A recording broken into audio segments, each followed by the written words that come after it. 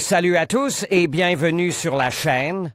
Je m'appelle Émile Garnier et ici, on parle de voitures sous tous les angles, entretien, astuces pratiques, fonctionnement des moteurs et bien plus encore. Si vous voulez mieux comprendre votre véhicule et éviter les erreurs coûteuses, vous êtes au bon endroit. Pensez à mettre un j'aime, à vous abonner à la chaîne et à regarder la vidéo jusqu'à la fin. Vous y trouverez des infos vraiment utiles. Dans nos rétrospectives régulières consacrées à l'histoire des accessoires automobiles et de l'électronique domestique, nous avons déjà abordé à plusieurs reprises le thème des systèmes de sécurité. À l'époque soviétique, de nombreux gadgets de ce type étaient en vente, mais ils étaient tous du même type et extrêmement primitifs. Ils permettaient d'armer, et de désarmer, la voiture à l'aide d'un bouton secret situé dans l'habitacle, qui jouait souvent le rôle d'un gros interrupteur maladroit, de bloquer au mieux la bobine d'allumage, et pas toujours, et d'activer le signal sonore lors de l'ouverture des portières. Cependant, vers le début des années 90, un certain nombre de modèles très curieux pour l'époque sont apparus sur le marché, bien plus intéressants que les modèles sans prétention des années 70 à 80. Il était parfois très avance, parfois très étrange. Nous avons déjà parlé de plusieurs d'entre eux en détail, en les démontant et en les testant le système de sécurité Argus avec un pyropatron à fumée et une batterie autonome supplémentaire, le système d'alarme automobile, NABA, avec un porte-clés de proximité. Pour le désarmement à travers la vitre, système d'alarme automobile, TREL 1, avec retour d'information au propriétaire via un canal radio de 27 MHz, le premier système d'immobilisation soviétique, Super-I, système d'alarme BIC avec un capteur de mouvement et d'inclinaison de la carrosserie, fonctionnant au détriment du niveau d'antigel dans le vase d'expansion. Tous ces dispositifs sont intéressants du point de vue de l'envol de la pensée créative de leurs créateurs dans les conditions de l'économie soviétique spécifique, mais souvent, même selon les normes de leurs années, ils avaient beaucoup de lacunes à la fois en termes techniques et ergonomiques. Et parfois même, il manquait de bon sens en général. C'est pourquoi, lorsque nous étudions ces capsules temporelles, nous les décrivons avec un certain degré d'ironie, bien qu'avec un respect adapté à l'âge et à l'époque. Oui, nous avons ri des systèmes d'alarme soviétiques, mais aujourd'hui, l'école russe d'ingénierie des systèmes de sécurité automobile est au plus haut niveau, sans aucune ironie, tous les systèmes les plus avancés en termes de fonctionnalité et de sécurité sur le marche russe depuis au moins les 2 dernières décennies sont conçus et assemblés dans le pays. Cette fois-ci, le laboratoire, KOL, a reçu une curieuse et extrêmement rare alarme, ou plutôt deux, de la période de transition. L'URSS avait disparu depuis longtemps à cette époque, mais l'apogée moderne de l'électronique de sécurité n'avait pas encore eu lieu. Néanmoins, les alarmes présentées dans cet article peuvent se targuer d'une forme et d'une fonctionnalité très inhabituelles, ainsi que d'une certaine valeur historique et culturelle. Système d'alarme pour voiture monobloc, Granitem, 2 Sense, ce système d'alarme de sa collection nous a été communiqué par un collègue. Le journaliste automobile et historiographe Sergueï Tsiganov. Le Granitem, 2 Sense, appartenait à une catégorie relativement économique et constituait une tentative d'élargissement de la gamme des accessoires automobiles de la marque, Ural, avec des systèmes de sécurité. Mais pour une raison ou une autre, Granit n'a jamais été produit en série et le marché n'a pas vu de système d'alarme pour voiture. Du célèbre fabricant de systèmes audio pour voiture. Nous avons donc entre les mains un rare échantillon expérimental datant de 2001. Le gadget a une forme curieuse et généralement intéressante, un monobloc, entièrement place dans le corps de la sirène, cloche. Cette architecture a permis de placer le système d'alarme sous le capot, sans tirer de fil dans l'habitacle, ou en tirant un minimum. Cela a grandement simplifié l'installation et, d'une certaine manière, augmente la sécurité du système. Le monocase, Granitem, 2 Sense, contenait les éléments suivants sirène avec 3 mélodies d'alarme de marque originale. Récepteur 433 MHz pour contrôler le système d'alarme à partir du porte-clés. Relais d'ouverture de la serrure centrale. Relais de blocage du moteur.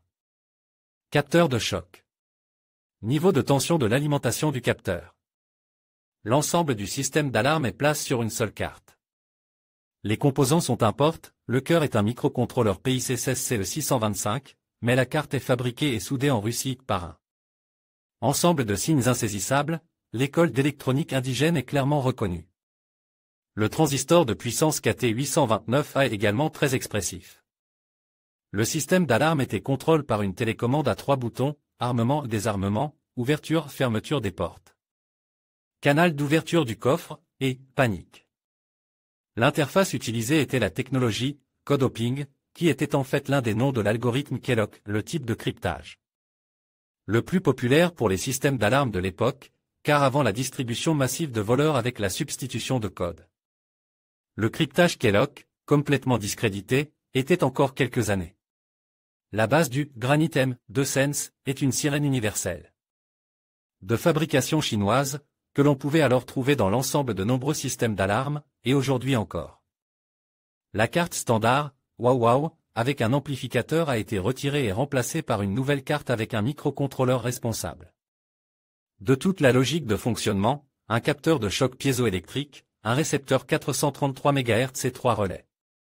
Dans le cas de cette sirène, déjà en Russie, et manifestement manuellement, à en juger par les traces, on aperçoit un grand troué.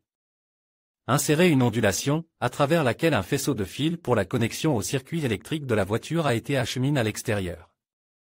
Il n'a donc pas été nécessaire de dépenser de l'argent pour des moules d'injection et de fabriquer un boîtier original, dans l'ensemble. Il s'agit d'une solution tout à fait raisonnable, et tout est fait de manière très soignée. L'une des caractéristiques intéressantes du système d'alarme était le mode de connexion simplifié. Même un enfant qui sait se servir d'une pile et d'une ampoule pouvait installer le système d'alarme dans cette variante. En effet, le système était relié à la voiture par 2 fils, un fil d'alimentation et un fil d'alimentation, et c'est tout. Il suffisait de coller grossièrement les fils rouges et noirs sur les bornes de la batterie et le système d'alarme était prêt à fonctionner. Dans ce mode, le Granite M2Sense pouvait être armé et désarmé à partir du porte-clés, contrôler les vibrations de la carrosserie, pénétrer dans l'habitacle par les portes et le contact, émettre un signal d'alarme par sirène mais sans blocage du moteur et avec l'ouverture des portes à l'aide de la clé. Primitif, bien sûr, mais super rapide et simple. Une telle fonctionnalité sans blocage du moteur avait-elle un sens? Peut-être, dans certains cas. D'autant plus qu'à l'aide du porte-clés, lors de la configuration, il était possible de choisir l'une des 3 mélodies de sirène originale et différente de celle des autres gardiens, ce qui permettait de reconnaître sa voiture dans l'orchestre des autres. Les tentatives visant à soulever la carrosserie pour voler les roues ou briser les vitres ont été surveillées par le système, comme il est clair, à l'aide du capteur de vibrations intégré. Mais, probablement, une question se posera, comment le Granite M200 a-t-il surveillé l'ouverture des portes et la mise du contact? S'il n'était pas connecté aux interrupteurs de fin de course des portées, en général, au câblage de la voiture sans aucun fil. À l'exception de l'alimentation électrique, et la solution est astucieuse, le système d'alarme contrôle avec une grande précision la tension du réseau de bord, détectant comme signale la moindre baisse de tension de la batterie, ce qui se produit si, après l'ouverture de l'une des portes, l'ampoule de l'habitacle se met à clignoter. Le mode de connexion simplifie lui-même, comme nous l'avons déjà mentionné, est d'une utilité discutable en raison de l'absence de serrure de moteur, mais le principe de la réalisation du suivi de l'état des portes sans connexion aux portes est intéressant. Cependant, le mode d'installation simplifié ne doit pas induire en erreur et discréditer le système d'alarme. Il s'agit simplement d'un atout supplémentaire. La principale méthode d'installation restait une variante assez traditionnelle avec blocage du moteur par coupure des circuits d'allumage, d'injection ou de pompe à essence et connexion à un fil au verrouillage central standard ou à 2 fils à des actionneurs non réglementaires dans les portes. Dans ce cas, il n'était pas possible de faire autrement que de tirer 1 ou 2 fils dans l'habitacle. Système d'alarme pour voiture monobloc, Polar Wolf PW15, le deuxième héros de cette histoire est le système d'alarme Polar Wolf PW15. Il est également venu à nos expériences sous la forme d'une capsule temporelle, reposant dans un garage abandonné, neuf dans une boîte depuis un quart de siècle, depuis 1998. Pour nous, le Wolf est intéressant surtout parce que 4 ans avant l'apparition, enfin, l'apparition conditionnelle, du Granite M200, il utilisait la même architecture du monobloc, le système d'alarme entier se trouvait dans le corps d'une sirène universelle chinoise bon marche, belle. Et il était même libre pour économiser de l'argent dans la boîte d'origine de cette sirène qui ne collait en plus qu'un petit papier monochrome avec le nom du pays. Le PW15 a été développé et fabriqué par la société bien connue, bien qu'aujourd'hui elle ne soit connue que par les Aksakals. De l'industrie de la sécurité, de Saint-Pétersbourg, Polar Wolf, dès les premiers jours de son activité. En fait, du point de vue technique, le Polar Wolf PW15 n'est pas un appareil particulièrement intéressant en raison de son budget maximal. Oui, ce système d'alarme n'est pas construit sur les restes de la feuille volante soviétique, mais plutôt sur le microcontrôleur américain et même avec une capacité primitive de programmer quelque chose lors de la configuration. En général, il reprend, avec une légère différence, les fonctionnalités des anciens systèmes d'alarme soviétiques dont il a été question. Au début de cet article, il réagit uniquement à l'ouverture des portes, bloque le moteur en coupant tout circuit critique et émet des alarmes sonores et lumineuses. La commande par télécommande sur le canal radio et la fonction d'ouverture des portes du PW15 ne sont pas en principe, il est conçu pour ouvrir les portes avec la clé et pour armer et désarmer un bouton secret dans la cabine. Mais il offre un mode d'installation simplifié, tout comme le Granite M2Sense.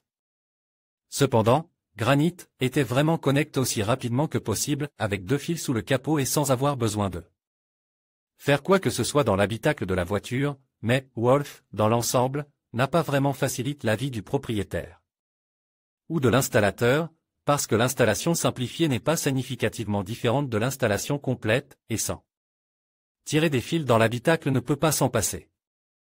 Littéralement, les instructions pour le PW15 se lisent comme suit, avec une installation simplifiée du système, il suffit de connecter 2 fils d'alimentation, plus Ether, des boutons de porte et un interrupteur à bascule secret pour l'armement et le désarmement afin d'obtenir des fonctions de sécurité minimales. Néanmoins, il est très probable que le Polar Wolf PW15 ait pu être une source d'inspiration pour les développeurs du Granite M2Sense. C'est la raison pour laquelle nous avons attiré le loup par les oreilles dans cette histoire, qui porte principalement sur le granit. La continuité dans l'approche des concepteurs du M2Sense est toujours présente. L'intervalle de temps entre le développement de ces modèles n'est pas très long, et les tendances vers le format monobloc, ainsi que la simplification de l'installation et de la connectique, ont été clairement reprises et renforcées par les créateurs du Granite. À l'époque, il était probablement considéré comme une perspective. However, in the end, the monoblock format, when all the alarm electronics were located in the siren housing, did not catch on in the market, but the trend for simplified connection was formed and strengthened due to the spread of connection of security system via digital bus. However, this simplification is now focused not on car owners, independently attaching their own security system, but on auto-électriciens professionnels. Nevertheless, it is a pity that the Ural Direction of Security Equipment has not developed so far the experimental model Granite M2Sense in general showed a certain potential of creative thought of the team of creators. En conclusion, Granite se démarquait comme un système d'alarme automobile unique en son genre, alliant simplicité d'installation et efficacité. Grâce à sa conception intuitive, même un enfant peut le mettre en place sans difficulté. Ce système de petite série offre une solution de sécurité accessible et fiable pour tous les automobilistes soucieux de protéger leur véhicule. N'hésitez pas à envisager Granite pour une tranquillité d'esprit au quotidien. Merci de votre attention et à bientôt pour de nouvelles découvertes.